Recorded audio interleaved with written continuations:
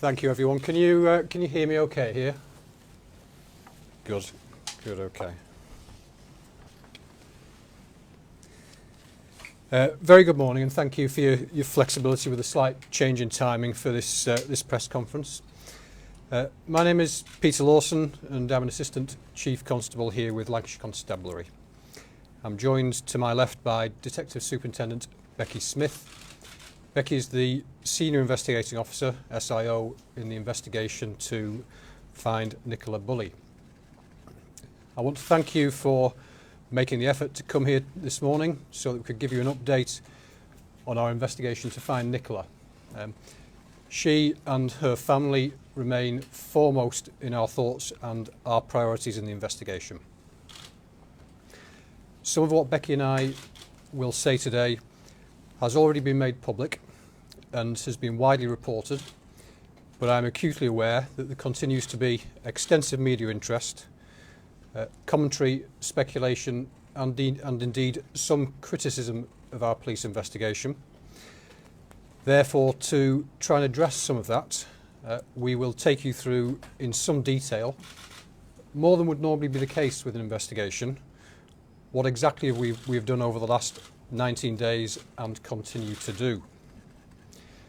To remind us, Nicola went missing on the morning of Friday the 27th of January, and since that time we have done an unprecedented amount of work on the investigation to try and find her.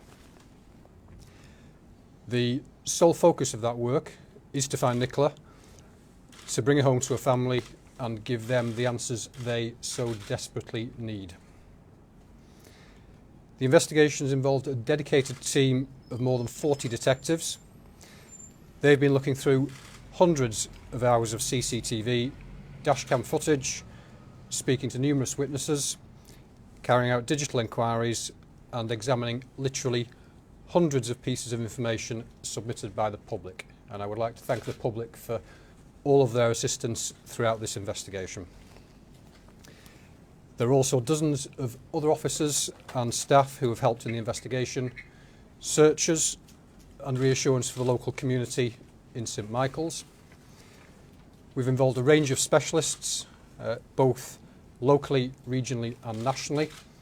The investigation has not wanted at any stage for experts who are the best in their field available to law enforcement in the UK. I would emphasise that it remains the case. There is no evidence to indicate a criminal aspect or third-party involvement in Nicola's disappearance. However, the officers involved in the investigation are the same experienced specialist and many senior officers who are concerned with the investigation of the most serious and complex crimes. That is the importance and focus we have given to the investigation to find Nicola. To give you some figures to back up some of what I've described, we have visited more than 300 premises, spoken to almost 300 people and received around about 1,500 pieces of information into the inquiry. In terms of the physical searches, both water-based and on land, we've used specialist resources from both police, a range of other agencies, and I'm grateful to those other agencies who've supported us. And in police assets, that's included the North West Underwater Search Unit, police drones, horses, dogs and the police helicopter. We continue to search extensively the River Wyre and surrounding area downstream and out into the sea towards the estuary. We've consulted with national experts in their field, including environmental and tidal experts, and have carried out an extensive land search surrounding the river, including some properties around the area where Nicola went missing. Slides have been made available for you to see, which show in some detail exactly where we have searched, but it's important to say that our activity has at every stage been directed by expert trained police search advisors who we term pulsers, and they've been following a nationally recognised doctrine around search strategy which will be followed by any expert police search advisor in UK policing. The lead police search advisor is here And at the conclusion of the press conference, if you have any specific questions on a one-to-one basis with that officer, he will be able to assist with those. So it remains the case at the present time that there is no evidence in all the exhaustive inquiries we've made that suggests any crime has been committed or that there is any third-party involvement in Nicola's disappearance. It is important for me to stress that the investigation continues, it is ongoing, and we are meticulously reviewing all information gathered from members of Nicola's family, the public, CCTV, dashcam and other digital devices, to name just a few. We're also continuing to regularly consult with national experts from the National Crime Agency, the NCA, and they continue to support us and provide both tactical and strategic advice for the case. I will now hand over to Becky, who will talk through in some more detail the investigation she's been leading from that senior investigating officer role. Thank you. Thank you. Thank you for coming this morning. So I'm going to firstly take you through the incidents that led up to Nicola being reported missing. I'll go through a timeline of events for you, followed by a number of topic areas that I believe are of interest to you. Also going on to a couple of areas that have been highlighted in the press, which I want to explain in detail. So first of all, Nicola Bulley was reported missing on Friday the 27th of January after dropping her children at St Michael's School in St Michael's. As soon as she was reported missing, following the information that was provided to the police by her partner Paul, and based on a number of specific vulnerabilities that we were made aware of, Nicola was graded as high risk. That is normal in a missing person from investigation with the information we were in possession of. She was immediately treated as a MISPA, and then on the Monday, the 30th of January, I was identified as the senior investigating officer. At that time, we reviewed all the information that had been gathered in the days prior to her being reported. And as any senior investigating officer does, you form a number of hypotheses, that is scenarios which are possible from the information to hand. Those hypotheses included the one that she possibly could have gone into the river, that there could have been third-party involvement, and lastly, that she could have left the area voluntarily. Those hypotheses have remained in place throughout, are reviewed regularly, as is normal with any SIO running a major investigation.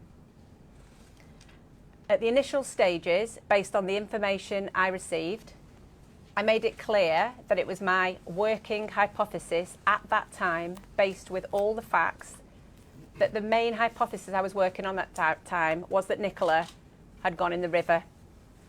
This has been misconstrued in the press and said that that was what I said.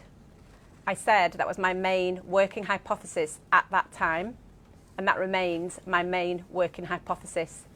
I think it's clear to see that the amount of effort, hours worked, resources that we have put into this investigation, that we have always been open-minded. Those three hypotheses and scenarios have been continually reviewed and continue to do so to this day. But as Mr. Dawson has said, at the minute, with the information that we have received and reviewed, there is not a single piece of information or evidence to suggest that there is any third-party involvement in this investigation. And that continues and will continue to do so until we have reviewed all the information received. So in terms of the actual timeline, Nicola Bulley dropped her children off at school at about 8:40 on Friday the 27th of January. That was normal, and she then proceeded, after chatting to a couple of people in the school yard, walked up Garstang Road and onto the river path over an iron bridge that takes you down to these fields. We know that because there are witnesses who have identified her, and also from her phone data. We know that Nicola entered the field and made a couple of messages on her mobile phone, one to her boss and one to a friend, making arrangements for a play date for her children. And at 9:01 we know she logged into a work call on Teams. Again, there has been lots of speculation about this. This was a perfectly normal call for Nicola to have. It was work related. She would never have had the microphone or camera on because it was more of an informative session. She didn't need to sign into it. She did so to enable her with her business. So I know there have been inquiries as to whether anybody else on the Teams call would have been able to hear or provide us with any information. I can assure you from the outset that was investigated thoroughly, and that is not the case. We know at this time that there were a number of dog walkers in the area, and we've been extremely fortunate from the very start of this inquiry to have a number of witnesses, key witnesses, who know Nicola. So there is no miscommunication about the identification of who was in that field. And also, we've viewed a substantial amount of CCTV. Again, whilst we can't cover the whole area with CCTV, we've been really fortunate in that we've had a lot, which has really been able to help us in pin down both Nicola's movements and also the movements of key witnesses, which is why we were able to give a timeline of events quite quickly, but reiterating that we were remaining open-minded to all three of those scenarios. So Nicola was last seen in the field, which we've called the upper field, at about 9:10 that morning.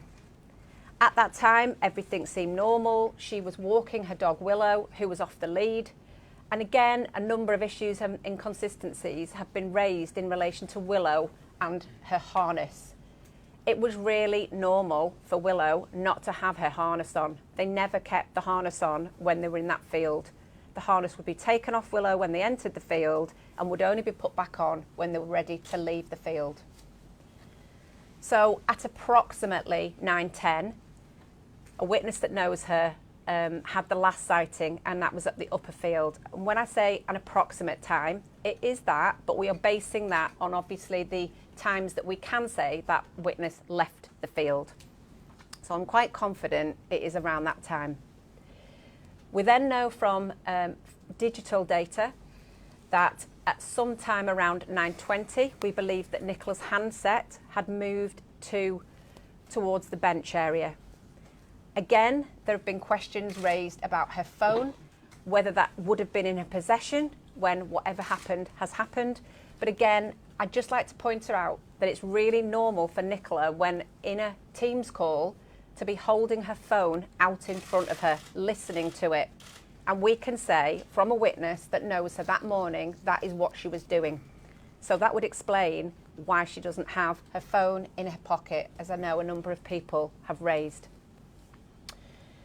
We then know at about 9:33, a local dog walker who is walking her dog comes across the bench and finds Willow untied, running between the bench and the gate. The mobile phone is on the bench, face upwards, still logged into the Teams call, and Willow's harness is halfway between the bench and the riverside. That witness makes a number, before returning home, she then returns and makes a number of phone calls to people, because at that point she doesn't know who the dog belongs to or who the phone belongs to, and doesn't know how to get in touch with people. She makes a number of inquiries with a local vet who can't assist her, and following a number of inquiries, eventually people return to the bench, recover the handset and Willow, and we find out that obviously they belong to Nicola. The alarm is then raised with the local school, who then in turn contact Paul, Nicola's partner, who then makes to the scene. Just moving on to CCTV, like I've said, we are really fortunate in this inquiry that we've been able to narrow down a lot of the witnesses in the area's movements, and to some extent Nicola's. But we can't complete that totally.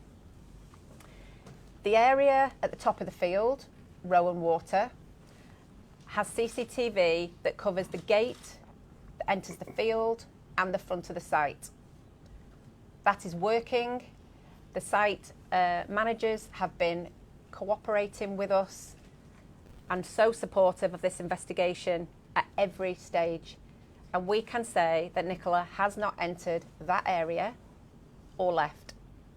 We can also say that nobody that we haven't traced and spoken to and discounted has left or entered Rowan Water.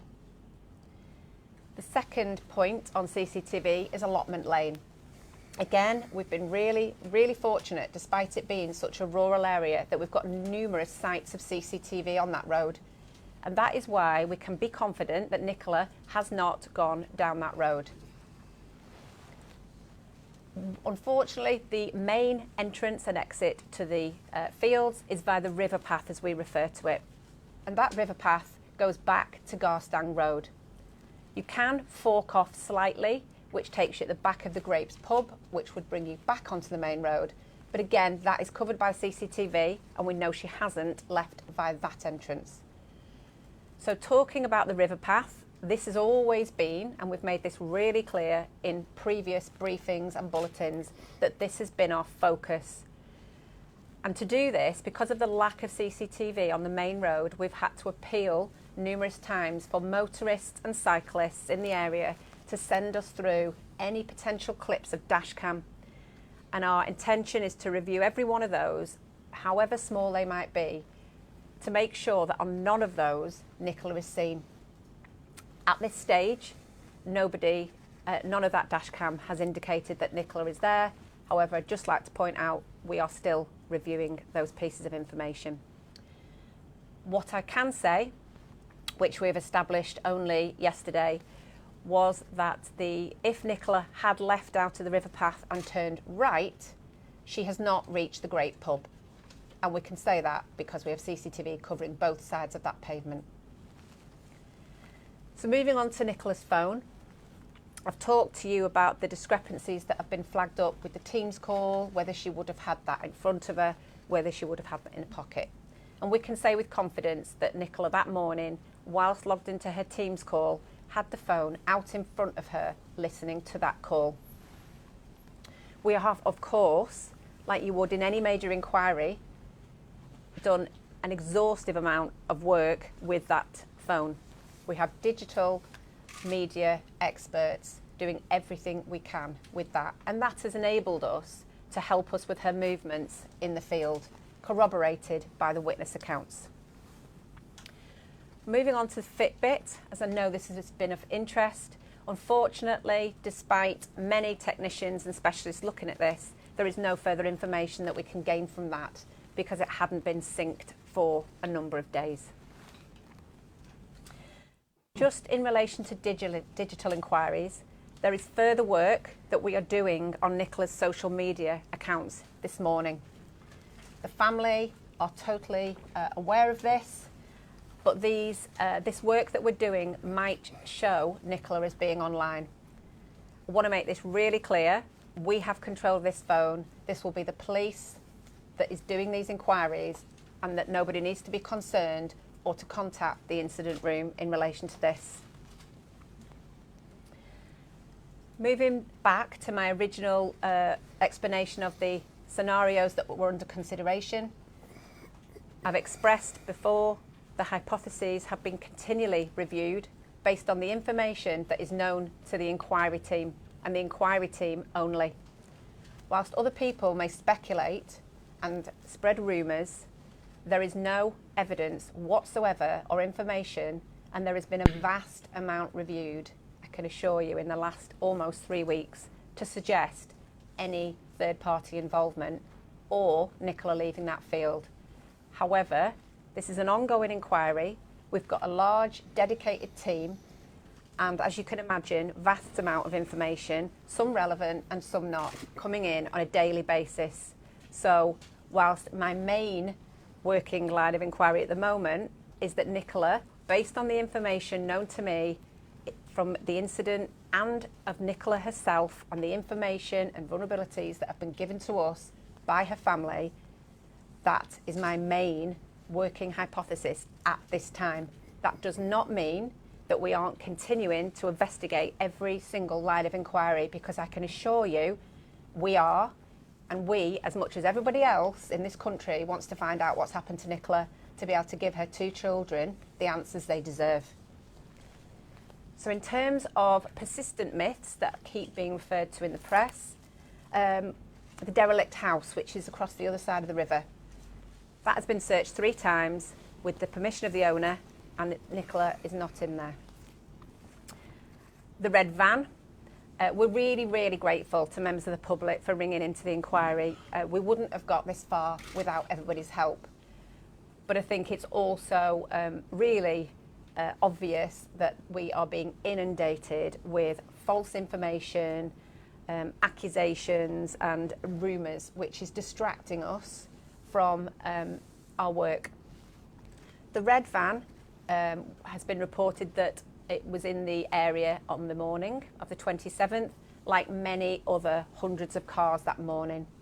We're really grateful for the witness who has told us about that, and we are continuing to make inquiries to try and track down that specific van. But from my perspective, being in possession of all the facts and information of this case, I do not believe that to be suspicious, but we are continuing to investigate that so that we can identify whoever was in the area that time to make sure that they can't give us any further information that will assist the investigation.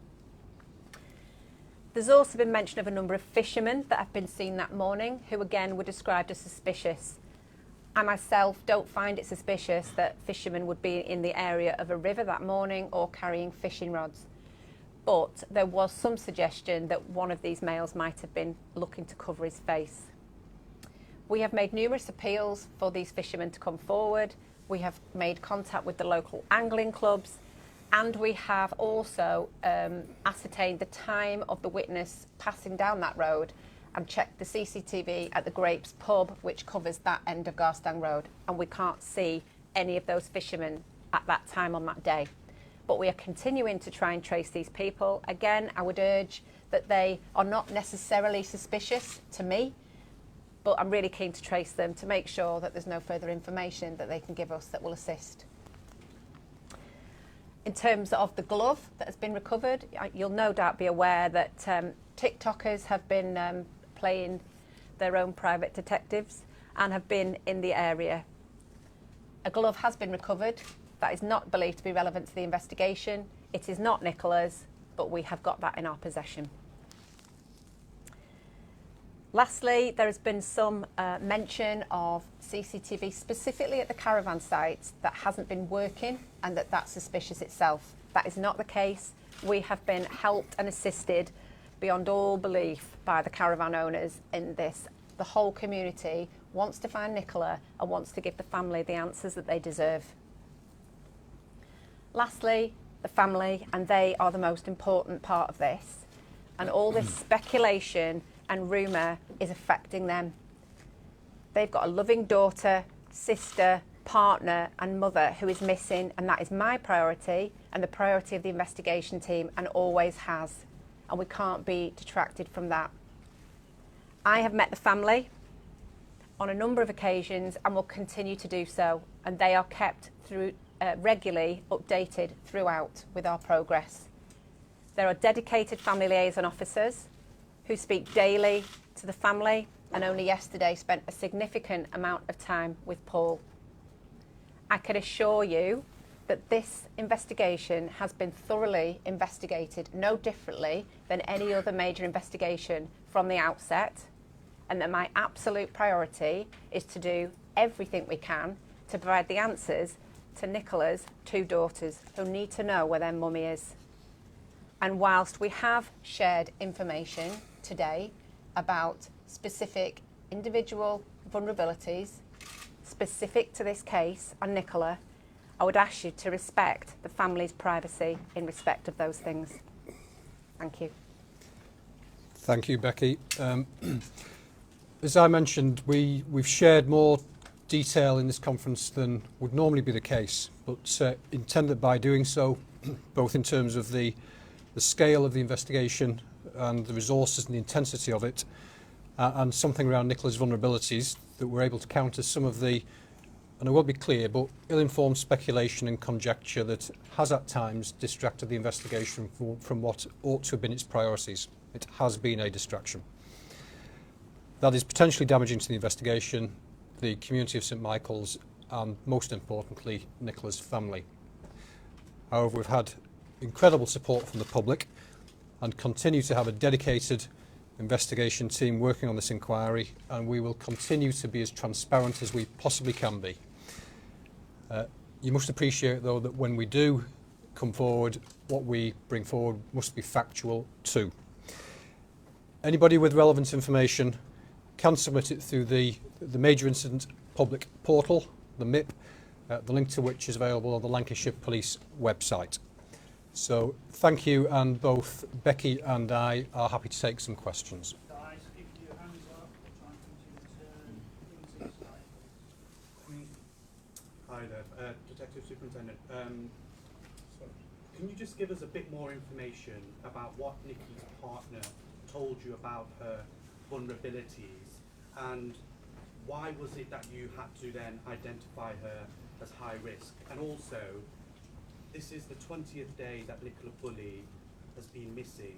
How confident are you and your team that you will find her alive? Okay, so firstly, to cover the information about Paul, it's normal in any missing person investigation that you obviously gather as much information at an early stage about the person in question, which is no different, and we did that with Paul. I'm not going to go into the details of those individual vulnerabilities. I've asked you to respect the family who are going through unimaginable pain and distress at this moment, but those vulnerabilities based our decision making in terms of grading Nicola as high risk, and have continued to form part of my investigation throughout. In terms of, sorry, what was the second part to your question? It's the 20th day since Absolutely. Nicola has been missing. How confident are you and your team that you'll find Nicola Bulley alive? I hope with all my heart that we find Nicola Bulley alive, more than anything. How confident are you? I have told you that my working hypothesis is at the moment, through all the information that we have gathered, that the likelihood is that Nicola has unfortunately gone in the river. However, I have to stress this because this has been continually misconstrued. I cannot be 100% certain of that at the minute because we are continuing. It's a live investigation and there is always information coming in. But we are in the 20th day. We have had a thorough, dedicated, meticulous investigation, and there is not one single piece of information that has come to note that would suggest that Nicola has left those fields. Matt Drake, ITV Good Morning Britain. Two questions. First of all, can we confirm whether Nicola was wearing a headset at the time she was listening? No, she wasn't. So she wasn't, she was listening to it directly? Yes. Secondly, as you come to the end, onto the Iron Bridge, and you turn left, so right, you say Yes, that's been covered off yes, by CCTV. yes. Are we saying that to the left is a blind spot, and if so, how far down? There's no CCTV there, I take it, it's been recovered. Not on that main road. I can't give you the specifics of the exact how many sites, but we were basically scoping off all the, as you turn left, Yeah. we're trawling all that area for any CCTV that we have got, but the main road, that area there, isn't covered, unfortunately. So from the Iron Bridge, to the school, if you will, Yes. there is nothing there, which is why it's so important for the dash cam, because even though they're going to be tiny bite sizes of information, they're not going to be as good as being able to view CCTV. We need to be able to piece together as much of that portion of the road as we can. And of those 700 cars, how many have been spoken to, or what percentage have been spoken to? I can't give you exact figures on that because obviously there will have been more today that have come in, but Are a there any substantial particular amount. cars- Are there any particular cars that we're looking for that you can appeal for No, today? no. They've all had individual letters to the cars that we know have gone past in the area, not that particular, but in the area. And we've asked for positive responses only, and any dash cam that's come back in, which there has been an amount of, we have reviewed. Some of it doesn't show anything, some is still being reviewed. But at the minute, there is absolutely no sightings of Nicola on there. Danny, BBC. Did I hear correctly that you were appointed SIO on the Monday? I was, yes. Have Lancashire Police missed the trick? Nicola Bulley went missing on Friday, and SIO appointed not until the Monday. There's enough done in the first 24, 48 hours. I can probably take this. I am satisfied that, as Becky has described, following the initial report of Nicola as being missing to Lancashire Police, immediately she was graded as high risk. That in itself is a significant level of risk that does bring with it focused attention and significant resources. So I'm satisfied that given there was no evidence of any crime having occurred at that first point of the report. Yes, it was handled appropriately, but as the days began to progress, as would be normal with any high-risk missing person investigation, who hadn't turned up, hadn't been found by Monday, we began to layer in the expertise of a senior investigating officer with all the investigation infrastructure that comes with that. Jamie Williamson from Bauer Media. It took Peter Folding and SGI 3 days to determine that Nicky wasn't in that stretch of river. How long will it take Lancashire Police, and how long will you continue searching the River Wye until you come to the same determination? And again, it's probably something I can take. The search effort, both water-based and land-based, continues this week. There are police assets, including underwater search officers, continuing that exercise this week. Water is an inherently challenging medium to search, and the River Wye is tidal and flows out into the estuary near Cockerham Sands, and parts of the river have been searched repeatedly because of the shifting water patterns and tidal nature of it. We have taken the best expertise from people who are experts in the field around coastal movement of water and movement of water on inland waterways. I retain all hope, but the reality is there will be a point at which I need to review in conjunction with Becky's the SIO and the search managers the extent and proportionality of continuing to deploy significant search resources around the River Wye and on the land-based options we have there. So for this week, the search effort is continuing. There will be a point in the days ahead where I do need to review that. Nicola BBC. Social media video makers and wannabe detectives, have they been an annoyance or a hindrance in the inquiry? Take that if you want. Yes, it has significantly distracted the investigation. In 29 years police service, I've never seen anything like it. Some of it's been quite shocking and really hurtful to the family. Obviously, we can't disregard anything, and we've reviewed everything that's come in, but of course it has distracted us significantly. But as long as we are prioritising, which we do constantly, on the information that's coming in, that will not distract us from the priority actions that we have been completing. I'm just wondering, obviously you're talking about the evidence that you're working with and obviously remains in practice. Should you have cordoned off the bench and got forensics in so that you can be more certain that you can rule out things like foul play and be absolutely certain rather than just saying that, you know, it's a main hypothesis? Yeah, I understand why you would ask that. But at the end of the day, it was treated as a high-risk missing from home immediately, and the officers that dealt with it in those days had the land searched immediately, which included the area around the bench. So, is it not significant that Willow was running between the bench and the gate, not the bench and the water's edge? I mean, I don't expect to be an expert on dog behaviour. And I'm not either. But what do you make of that? What does anyone, what have you consulted on that? We have consulted people, and we're ongoing with consulting people, but obviously I can't speak to the dog, and all we can say is that he was running backward and forwards, and he was still in the area where Nicola's possessions were, and that's all I can say. But was more interested in the gate and the path leading away from there than the actual water? At that time, when the witness found Willow was between the bench and the gate, however, I have to point out the dog could have got out from there. We'll take one more question, please, everybody. Oliver Whitfield-Mearsham from Talk TV. Has the Police and Crime Commissioner had a meeting to voice any of his concerns surrounding this? The Police and Crime Commissioner has been kept apprised, but the constabulary has operational independence and has been carrying out the investigation, and information stays with the investigation. That's the nature of policing. Just given I'd said one more question, and I'll just give it to Nick to bring one more in. Thank you. Thank you. Hannah Alford from the Sunday Times. You've outlined what you've done so far, which is great and really helpful. Thank you. But are you able to talk us through sort of what your plan might be, where the investigation will go in the coming week or so, and also what impact is this having on Lancashire Police resources, and when do you think you may, you may look at scaling it down? And just one final point. I know you said you weren't going to elaborate on the vulnerabilities, but I've had 3 text messages in the past 5 minutes asking what they are and what that's about.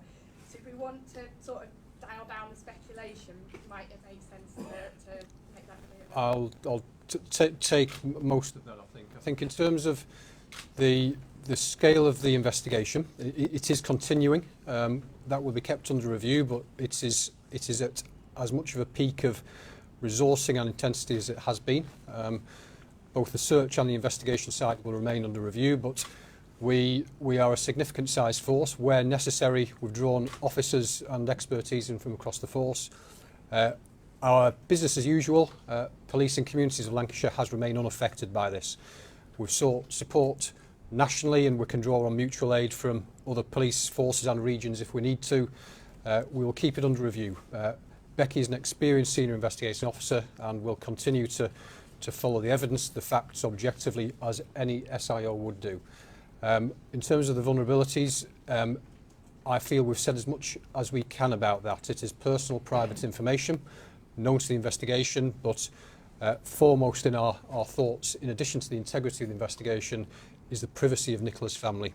So we've said as much as we can with that. So regrettably, we can't take any more questions. Thank you very much, but I do thank you for your attention today. Thank you very much.